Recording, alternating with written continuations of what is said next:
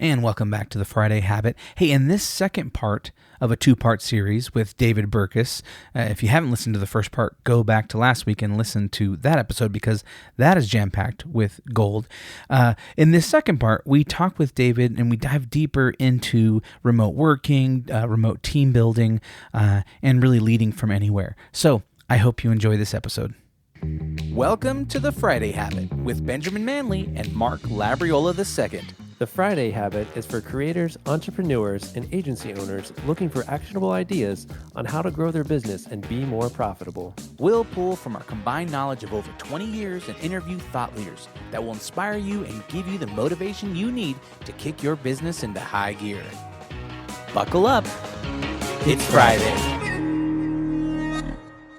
I want to pivot the conversation a little bit to this whole remote working thing because this is something that was kind of forced onto a lot of people and a lot of business owners and business leaders. And I've the sense that I get from a lot of CEOs and different people that I talk with is that they're kind of caught in this mentality of this old way of doing thing, and if someone's not in their seat, they're not working. But then also trying to be hip and cool and with the times and trying to give people some autonomy and freedom. So, yeah. You know, how do you see that as far as leadership goes? How do you see that transition taking place with those upper management people letting go of some of those fears and worries and just trusting their people? Yeah, is kicking and screaming a good way to describe how I see it going? No, I mean, you speak to a very real problem, which is that for a lot of managers and a lot of senior leaders and even a lot of business owners of any size, presence became equal to productivity in their mind, right? Oh, Ben is here at 8:30 a.m. and he stays till 5:15. Clearly he's a productive worker, right? But like if you've ever asked IT for a report about how much bandwidth is spent on Facebook and YouTube, you know that you really can't equate presence and productivity, even in a co-located office, right? But okay, it's an okay proxy, right? And then, and I blame, if you want to know, I blame Tom Peters for this. He's a brilliant man and a really nice man. He's a friend of mine, but he coined this term management by walking around, which was not supposed to be the sort of Lumbergh with the coffee cup just checking in on you, but that's what people did. I'm going to need right? that TPS report. Right. Right. And what he meant by it was you get a better sense when you're with your people of what's going on in your business than you do when you're looking at reports. So get out and walk around. What it turned into was micromanaging, right? And what most people would call micromanaging. And they have that spreadsheet then that's a fantasy thing, and when you click it, it switches back to your Excel file. You know, you could be doing your fantasy league, and then it's like, oh, boss is coming. Let me quickly change. Yeah, and I mean, and to be fair, those systems are just as easy to game in a remote environment. I know a guy who recorded 15 minutes of him nodding through his webcam, and then he uses that as a virtual background for Zoom meetings. But anyway, so for a lot of people, presence equal productivity. Then the great work from home experiment began, right? I mean, for most of us, it was somewhere around March 15th. And most of us believed people when they said 15 days to slow the spread. I mean, I actually remember, and this is how naive I am, so I'm guilty here. I remember telling my wife, oh, this is just like everybody's freaked out.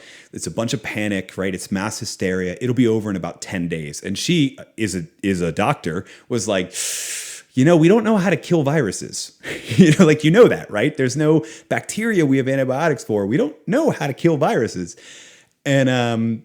And that was the first hint of how colossally wrong I was. And I think how a lot of leaders were, because a lot of leaders went into this as, let's just figure out what we need to do for the next week or so to keep people, right? I mean, if you still had a job, you were one of the lucky ones, right? So it was just sort of a temporary stopgap thing. And then it wasn't until probably summer or even like the beginnings of fall 2020 that people were like, whoa, we're still here. We're still doing this thing. I mean, candidly, in the United States, I feel like it depends on what state you live in, but even so, not everybody who had an option to come back was wanting to come back. And that was sort of a big wake up.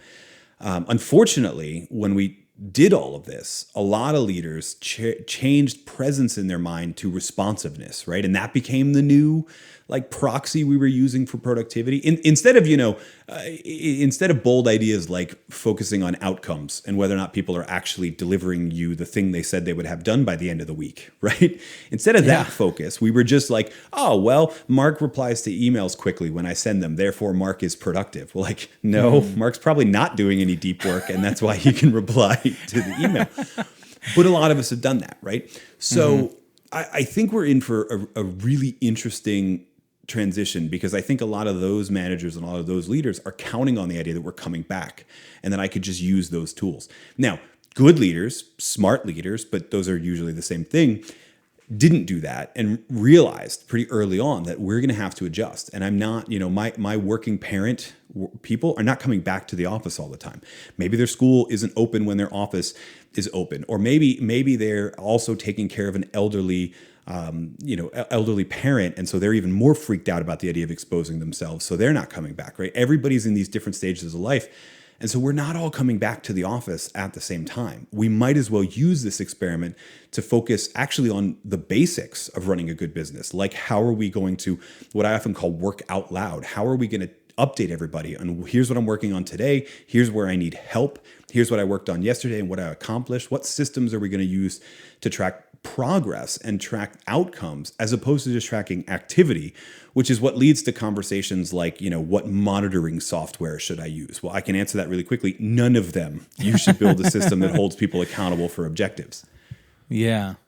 Yeah, I was going to ask you, like, what are some of the things that you're recommending to people, some practical tips or approaches people should be taking as leaders? Like, what are the systems they need to put in place, and what things have you seen that you would recommend? Yeah, so we could talk about systems. We should also talk about culture and how you continue to build bonds on your team and that sort of stuff. Yep. In terms of systems, I would love to say like everyone just use Trello, but it really varies by what. And don't put Trello in the show notes, by the way. I don't know that they deserve it, but like it really varies by what your team needs. We're Slack users, so well, so I have a love-hate relationship with Slack too, right? Because Slack is like holding a business meeting at a Chuck E. Cheese, right? It's like a meeting where everyone speaks in sentence fragments and people drop in and out all of the time. It's great for little conversations, poor for project management, right? But really what you need, right, is the first thing you need to do is shorten your timelines. Shorten whatever you were using before is your regular, like, projects are usually 90 days long, right? Or a lot of bigger companies just do an annual performance review, and that's the only time we talk about whether or not you're hitting your objectives, which is, I've been saying that's insane for a long time. Whatever, habits, right? Bad habits that keep going on, not Friday habits that are good. So shorten those timelines to a week, 2 weeks, whatever it is. Make sure everybody is clear when you start that like 2-week sprint, what everybody else is working on. And then figure out what system you want to use to keep everybody updated on. I actually borrow from the world of Scrum here, which is that those daily stand-up questions of what did you work on yesterday, what are you working on today, and what's blocking your progress? In other words, what help do I need? You need a system. It doesn't have to be every day, but you need a system where people are regularly sharing that. Here's what I'm currently working on. Here's what I've gotten done. Right. And then also here's how I'm going to ask for help. If you use Slack, actually, there are tools that are like plugins to Slack that can literally feed people those questions every day and get the answers. But that's how you get a team that's actually working out loud instead of managing 12 individual relationships with different people. And that's how you keep everybody accountable, because there's almost a peer pressure that goes to work there. We're like, oh, Ben, you said you were working on this today. I need it to do my thing on Thursday. Where is it? Right. And then we find out that Ben's been doing his fantasy football leagues the whole day. Right. You know me. So you need, in terms of systems, you need that. I'd love to make a specific product recommendation here, et cetera. But I've seen people use super elaborate, expensive systems, and I've seen people use a Google spreadsheet, like a shared spreadsheet document. So whatever system works for your team is the right one. Yeah. So as far as, holding each other accountable on a team, you're saying, what would you say as far as like the frequency of that? Like, is it like a daily virtual stand-up, like Zoom call, or is it just a quick message in Slack with those Scrum, questions of, what did you do yesterday? What do you do today? What's getting in your way kind of thing? Like, that like a daily thing? Or, because in some ways I'm like, all right, well, I don't want to start to feel micromanaging over email or over, some tool like Slack to my, employees. But in the same way, I want to help them be productive so that they can feel the best. Because I know, I think we've all experienced those times where you're working a job and you're maybe not doing what you're supposed to be doing.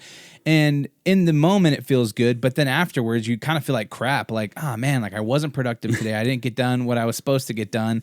And I kind of feel bad about not doing my job, Right. Well, so that's the beauty of asking people to commit to what am I working on for this period, right? In terms of time periods, it really varies by team. Like you said, some teams that's going to feel very micromanaging. If they're working on long projects, if you're thinking about creative agencies, there's not a lot of 1-day projects, right? They usually take a little more hours than that.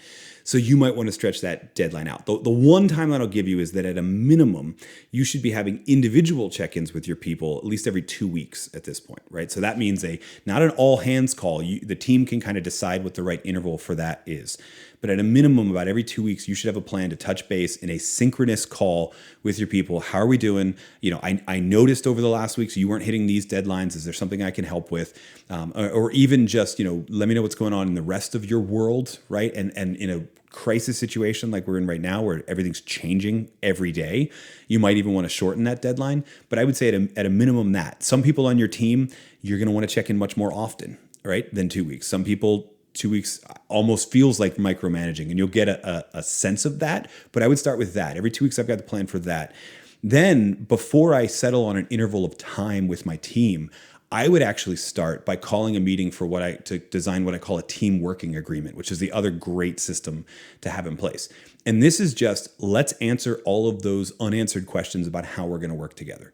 What norms do we expect of each other? So that's everything from what's a reasonable amount of time to wait for an email response, right? On some teams, it's 24 hours. For some bosses, it's 2 hours, and that's not necessarily a good thing, right? Yeah. So what is that? What have we decided as a team? What information needs to be shared in Slack and what information needs to be captured in a project management software or an email that's less, I know Slack keeps a backup of everything, but let's be honest, it feels very ethereal, right? Yeah. So we need to have that conversation. Where are we talking about what subjects, right? How do we want to make requests for help? Right? So do we just put it out there in Slack and hope somebody responds? If we do it on an individual level, and how do we want to give feedback to each other? All of these things are questions that most teams never answered when they were working together because you could just sort of tease them out. You would learn from people's nonverbals what the right way to ask for help was. You never really had to develop a system to keep everybody updated because you were sitting at the same table, or at the very least you could walk down the hall and knock on their opening. What do you call like the door in a cubicle? I don't even know. Yeah. So you could do all of that. Wall. So right, exactly.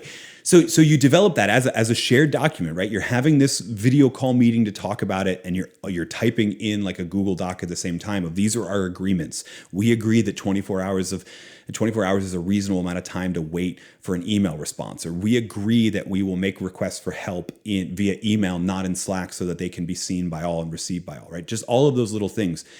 As you develop that, what'll come out of that is, what is that right interval of time for us to check in, et cetera? So that would be the big thing I would start with. And looking back, I probably should have answered that question first, but that would be the big thing I would start with, and then build whatever system works best for your team for that to keep everybody updated.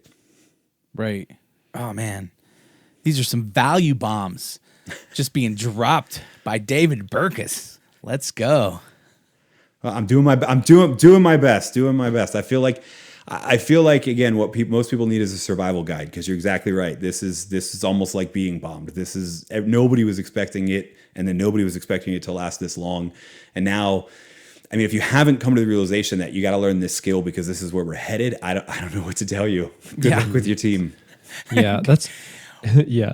I feel like that's one of the things I think you mentioned is like being able to pick up on subtle things like body language or cues and things like that, and being able to tell when something's wrong with a teammate or something like that. The less you see them face to face, I think that would be my main concern. I mean, in our team, we actually do something similar to what you said, I think you said 3-2 or something like that, where most of the time, most people on our team come in 3 days a week and work from home 2 days a week. There's no official policy of when you have to be here or not. Just kind of leave it open. Mm-hmm. If you want to work from the office and that's better for you, awesome. If you want to work from home, that's cool too. But that's something I think about. If I hire somebody completely remote, never meet them in person, that kind of stuff. How well can I get to know them so that I can tell like if there's something wrong so that I can help them fix it? Maybe it's just more clear, explicit conversation, like you're saying, where you have to just like talk through that stuff. But I mean, do you have any recommendations on that if you're going to totally like hire somebody remotely entirely? Yeah, so I'll give you two. I'll give you sort of a short term and a long term. Short term, one of the things I think is interesting, if you haven't noticed it by now, is that even though we can see that sort of Brady Bunch image of the whole team, right, on a Zoom call, that's not all of the nonverbals we were capturing when we were in person, right? Like just having video call is not solving it. And in fact, when it comes to certain things, certain conversations and checking in on certain people, there's a good amount of research that suggests we're actually better at empathetic listening when we're doing it audio only. I think it has less to do with the medium and more to do with what a lot of us are used to, right? This video calling thing is still new from us. There's actually some research that says it sort of triggers a fight or flight response in us, like the same fear of public speaking is fear of seeing a grid of faces staring at you. So some calls, it may actually be better to do audio only because you'll be better at perceiving the emotions there. I know it's counterintuitive, but there's a good amount of research suggesting that. So I would try that if we're talking about emotions, et cetera. If we're talking about building bonds with people that maybe we haven't met in person, or maybe we only meet once a quarter, or et cetera, I would say that the nicest thing that the office provides is organic collisions, right? Sometimes they're called serendipitous collisions, et cetera. But that those little pockets of unstructured time. We're all walking to the meeting, but we're all talking about our lives. Or we arrived at the meeting early, and so we can talk about who was watching, The Masked Singer or whatever the other day, right? Those don't happen in a virtual world, right? We jump on the call, we do our thing, we end the call, right? And then like if we're sending an email trying to take an emotional regulation, it just looks weird. Yeah. So whatever we can do to build some of those times back is hugely effective. A lot of teams have a great experience with just adding sort of buffer time into their weekly or semi-weekly all hands meeting. So, okay, the meeting starts at 10, but I know as a leader, I'm actually going to jump on Zoom at 9:45. And anyone who wants to come early, we can hang out and chit chat. And the meeting's scheduled to end at 11, but I'm not going to jump off at 11. I'm going to stick around and we can talk about whatever, the same way we would have a conversation on the way to and the way out of an actual meeting in the meeting room. The other thing that a lot of companies have a great experience with is, and I've seen this called a variety of things. My favorite term for it is fika, which is a Swedish word for to have coffee, right? And so there's a lot of people that have recreated that sort of virtual coffee thing. Once a week, you get paired with somebody else on the team. Every Wednesday afternoon, everybody just takes a break and meets up for a one-on-one chat with people. And you randomize it so every week, it's a little bit different person. But the goal is to actually have a non-work conversation. Tell me what's going on in your life. Tell me about your habits, your hobbies. Let me discover those what we call uncommon commonalities that actually build bonds, the things we have in common that the rest of the team doesn't. Those little steps go a huge way. And then when it is safe to do this and when it is easy to do this, and everybody's gotten vaccines or travel requirements in between countries and that sort of stuff are actually finally figured out, don't neglect meetups, right? So meetups in person still matter. Both of these things are sort of stopgaps to that. We know from a lot of research that distributed teams still work better if they have some times throughout the year to learn and work alongside each other to learn all those little nonverbals, so then they better understand what they're watching when they're on the Zoom call and that sort of thing. So when you can plan those meetups, if that means you got one fully remote colleague and everybody else is based in your office on a 322 or whatever, it means you may need to fly her in for a time, right? Or even better, I think this for small agencies and that sort of stuff, I think this works the best. Whatever money you're saving on office space, dedicate that to a specific conference every year and bring everyone to that conference. That way they get the sort of professional development, the education side, and then you're spending lunches and dinners and hangout time bonding as a team as well. Man, that's great. Yeah, and it's funny. That's a really, really good point about the organic collisions. I wasn't able to identify what that was, but I think that's something that makes a ton of sense. And it's funny, like this has actually happened to us a few times remotely. And we have like this conference room link that we use, and like we just use it for the whole team. And so somebody will be on it, and then two of the other of us will be on Slack. I'm like, hey, let's jump in the conference room. And it's like we virtually bump into the other people. They're already in there, like, oh, sorry, I didn't know you were in here. It's kind of like having that office space feel. And so those experiences actually bring a little bit of levity and fun to the office. And we might chat for a minute. Oh, what are you guys working on? It's kind of like more that organic kind of bumping into each other.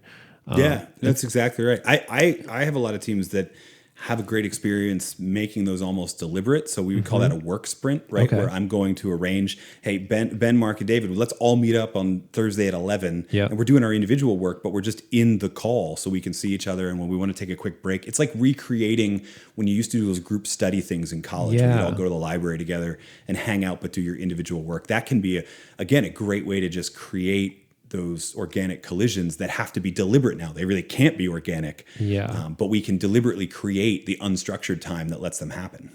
That's super cool. Yeah, it almost makes me, my friend the other day invited me to a remote birthday party for him. And so we played code names over Zoom. I don't know if you ever played code names, but that was super fun. I was like, I wonder if that could be also something, with teams every once in a while, like those coffee meetup things you mentioned. I think that's a great idea. Or maybe if there's a time available to do a quick 5-minute game to kind of break things up before a meeting or something like that, get everybody talking. But I love those ideas. Yeah, and I would be careful here. You don't want to end up in like the world of fundatory, right? So your team and what can work for them. I think there's a lot of companies that said like, okay, well, as a team building activity, we're going to do a virtual escape room, and like, no, right, I'm sorry. I don't want to. And there's at this point, there's a lot of people that are hungover from their Zoom happy hours. So, I think it's easier to build that little bit of buffer time, like you were talking about, into the meeting. Than let's plan a deliberate experience for everybody. That makes sense. Cool. Yeah. Man, I feel like all these wheels are turning. One thing I started doing right away, when my team went remote, was I just started trying to, one of our part of our ethos at Brand Viva is just surprising and delighting. And, so I would maybe send somebody a box of donuts, via DoorDash. I would just deliver donuts to their house, or, some cookies, or just some random breakfast burrito, because we weren't meeting in the office and normally I would bring food or something like that. So I would just have something delivered to their homes. And, I think that just always made them feel like, oh, like somebody's thinking about me and I'm not just out here on this island by myself, doing my work. And so I felt like that was something that I did that was pretty effective, this past year. So, yeah, no, I love that. I was working with a team that does a regular first Tuesday of every month. They call it Taco Tuesday, right? And the idea is it's not a delivery thing. You go get takeout from whatever, like taco truck or Mexican restaurant, or hopefully not Taco Bell, right? But it's the idea of like we're gonna pick the cuisine. We're all gonna at least share the experience of being in this cuisine and then eat together. As a thing too. So I love the surprise thing. I mean, you could pair them together and be like, hey, plan on this, but actually you coordinate DoorDash to bring everybody food, so that everybody's having almost the same meal, et cetera. That logistically, that might get a little crazy, but there's a lot of things you can do. Again, the goal is make people feel like they're not alone, but also make people feel like we're creating these spaces where we can just have these regular conversations. Not every conversation has to be about work, because it wasn't at the office either. And that's right. Actually, like we were only scratching the surface of how important those organic collisions were in terms of from a psychological standpoint. And then like the great work from home experiment began and we had to stop studying it, but we know they are. And so recreating them as best we can is key. Yeah. Man, I feel like we could just continue talking. I'm like, I think I want to, like, maybe we could try to have you back on some other time. We could talk about another topic, and just engage with you some more. Ben, what do you have for takeaways for this episode for us? I've got a long list. So, hey, David, I'm going to go through these quick, and you stop me if I'm misquoting you or misrepresenting you, okay? These are my takeaways all from my notes. All right. So actually, this is funny because we kind of went on a tangent that was super useful, the nonfiction book writing. So I'm going to cover that part too before we go into the remote teams. But how to write a nonfiction book. This is what I got. Build an audience or platform first, like creating a podcast, maybe you're writing for some other publications, stuff like that.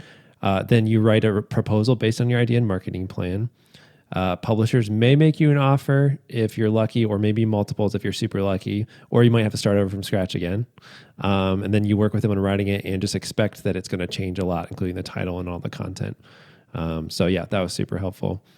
Some of my other takeaways were when you're talking about the leaders kind of adjusting to working from home or working remotely, that a lot of leaders start out with the assumption that presence equals productivity. And it kind of changed over time, from remote to equaling responsiveness equaling productivity. and people should be more focused on outcomes. Some of the things that you said we need to change as leaders are, one, shortening your timelines. So checking on objectives sooner. Can you guys hear that train? Is that super loud? Oh, totally. All right. Woo!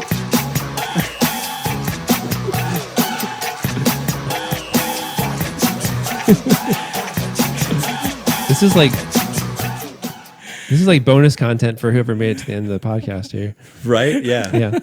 So he said that people should be more focused on outcomes. Some of the things that you should change as a leader are shortening your timelines, which I found super interesting. He said maybe breaking up work into 1 or 2 week sprints, possibly having a daily call or check-in or some type of talking with your team, asking some Scrum related questions like, what did you work on yesterday? What did you work on today? And what's blocking your progress? I think that makes a ton of sense.